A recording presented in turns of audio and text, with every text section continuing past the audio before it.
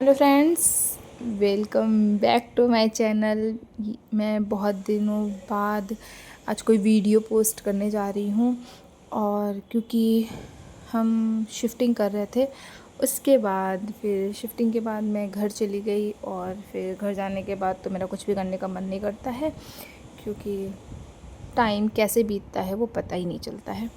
तो बस ये हमारा पुराना घर है जहाँ पे हम रह रहे थे, और देख सकते हैं सारा कुछ खाली करके, क्योंकि लोग की ज्वाइनिंग पहले ही हो गई थी तो वो जा चुके थे। तो ये पूरी शिफ्टिंग अकेले करने में मेरी हालत ख़राब हो गई। तो मैंने कुछ इस तरीके से चीज़ें पैक की। जब हम सामान मंगाते हैं ना, सब्ज़ी वगैरह, जो ब्लिंकिट, जेप्टो, इन सब से, तो ये ऐसे इसमें देते थे। और मैं इसको ना क्यों संभाल के रखी थी मुझे खुद भी नहीं पता, पर इस टाइम पे ना मुझे बहुत बहुत बहुत मतलब मदद मिली है इससे। तो बस आप देख सकते हैं पूरा कमरा बिखरा हुआ था, मैंने सारा कुछ शिफ्ट कर लिया था। बस ये बेडशीट और इस रूम को थोड़ा सा छोड़ दिया था कि मैं इसको अपने जो मैं बैग ले जाऊंगी मैं उसमें कर दूंगी। इधर का मैंने सब कुछ कर लिया, क्योंकि ये फुली फर्निश्ड घर था। तो फिर ये बेड और ये सारी चीज़ें इनकी अपनी थी। तो बस हमने जो जो हमारी चीज़ें थी, हमने सोचा कि हम एक रूम में सारे सामान को रख देते हैं। तो इससे क्या होगा ना, जब हमारे मूवर्स पैकर्स आएंगे तो ईज़िली। अब जैसे क्या है ना, जो मेरी छोटी छोटी चीज़ें थी वो कैसे रखेंगे कैसे नहीं रखेंगे, वो थोड़ा वो होता है। मैं अपने अकॉर्डिंग अपनी चीज़ें, जैसे मैं बास्केट में अपने ड्रॉर में रखती थी ना, तो मैंने वैसे ही सेम बास्केट को उठाया और उस नेट में बांध दिया। तो हमारी चीज़ें मुझे मतलब जब हम यहाँ अनपैक कर रहे थे ना, तो मुझे काफ़ी मदद मिली उस चीज़ से। और किचन तो मुझे समझ ही नहीं आ रहा था, तो मैंने किचन को छोड़ दिया कि ठीक है, किचन जो है वो मूवर पैकर्स ही पैक करेंगे। क्योंकि कप वगैरह था तो वो बबल रैप करनी थी चीज़ें, तो वो करेंगे। बाकी ग्लास के जिसके मेरे पास बॉक्सेस थी, वो सारी चीज़ें मैंने बॉक्सेस में डाल दिया। फिर बस शिफ्टिंग का दिन आ गया, और ये मैं पिछले कई दिनों से कर रही थी। फिर मूवर्स पैकर्स है और उन्होंने बहुत अच्छे से सारी चीज़ों को पैक किया। और मेरी कुछ भी चीज़ें टूटी नहीं। बट आपको ध्यान देना होता है, एक दो चीज़ें इन्होंने छोड़ दिया था जो कि मैंने बाद में देखा। तो फिर मैंने फिर से इनको बोला कि भाई ये भी ले जाना है। तो बहुत अच्छे से बबल रैप कर कर के इन्होंने सारी चीज़ें अच्छे से पैक कर दिया। और इतना सामान इतने कम दिनों में हो गया था, मुझे तो विश्वास ही नहीं हो रहा था कि भगवान, हमारे पास इतने ज़्यादा सामान है और लगेज इतना ज़्यादा हो गया था। बस कुछ इस तरीके से हमारी हुई पैकिंग। और ये हमारी वॉशिंग मशीन पैक हो रही थी, और इन्होंने अच्छे से किया। बट इन्होंने ना वॉशिंग मशीन का स्टैंड छोड़ दिया था जो कि बहुत हैवी था। फिर मैं उसको लेके ट्रेन में आई थी। मुझे गुस्सा भी आ रही थी थोड़ी थोड़ी, क्योंकि यहाँ पे सामान रखा था ना, मैं उधर जा नहीं पाई, तो मैं इसलिए देख नहीं पाई थी। और मैं अकेले कहाँ कहाँ देखूँ ना, समझ में नहीं आ रहा था मुझे।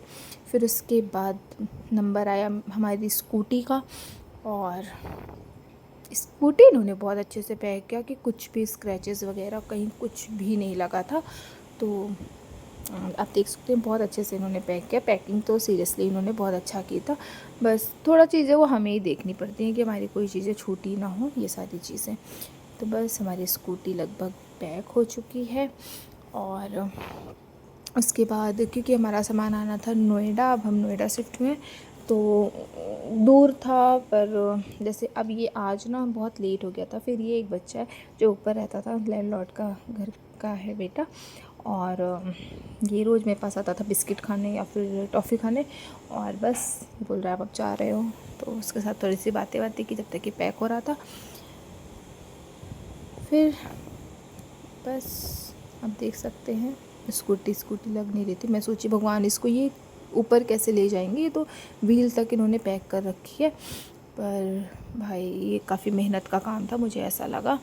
फिर ये लदनी शुरू हुई, और आप देख सकते हैं बहुत ही ज़्यादा ट्रिकी था इसको ऊपर करना। और अनलोड कैसा हुआ था वो मुझे नहीं पता, बट लोडिंग तो स्कूटी की मुझे काफ़ी टफ़ लगी स्पेशली। और उसके बाद फिर नंबर आया बाकी बॉक्सेस का। तो बस आप देख सकते हैं एक एक करके बॉक्सेस आने लगी थी, और मैं बाहर बैठ के बॉक्सेस खड़े होकर बॉक्सेस काउंट कर रही थी, क्योंकि काउंटिंग बहुत ज़रूरी थी। और मुझे सीरियसली ना ये दिन इतना ज़्यादा थकान भरा था ना। और मुझे दूसरे दिन सुबह सुबह 5 बजे निकलना था, मेरी ट्रेन थी। और ये मतलब बहुत लेट हो गया था इन लोग को, बेचारे 3 बजे के आए, इनको 7 बज गए थे लगभग। और तो इनको इतना टाइम लगा। और वही सोचिए मैं कितने दिनों से कर रही थी, और बीच में मैं क्योंकि नोएडा भी आई थी तो फिर बहुत इधर उधर हो गया था। बट ओवरऑल होपफुली सब कुछ अच्छे से हो गया। और बस क्योंकि मैं बैग बॉक्सेस काउंट करा रही थी, क्योंकि हम लोग ना पहले जब भी कराए तो हम बॉक्सेस काउंट करते हैं, क्योंकि घर का सामान है, पता होना चाहिए ना आपको कितने बॉक्स हमने किया था और कितने बॉक्स हमने उतारे हैं। तो बस एक एक करके इन्होंने बॉक्सेस रख दिए सारे सामान। फिर मैं गई एक बार चेक किया कि कुछ छूटे वगैरह नहीं है। तो